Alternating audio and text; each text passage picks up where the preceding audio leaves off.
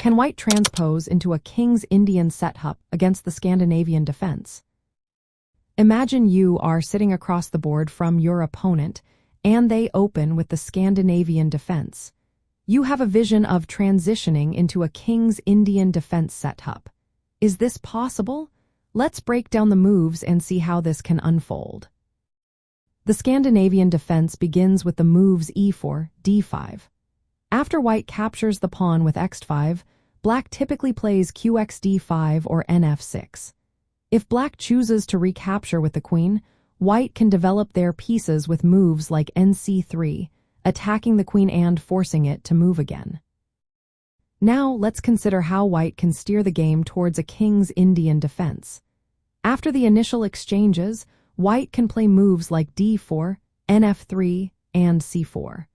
These moves help establish a strong center and prepare for a fianchetto of the king's bishop, which is a hallmark of the king's Indian setup.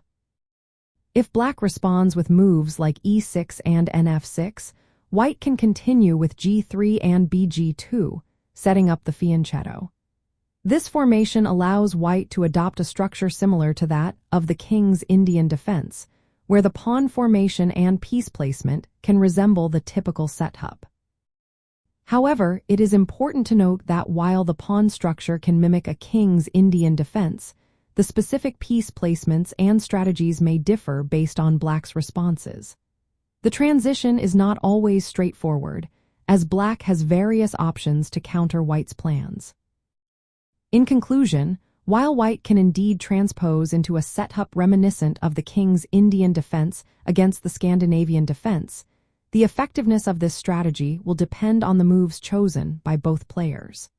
The flexibility of the opening allows for creative play, but it requires careful consideration of the evolving position on the board.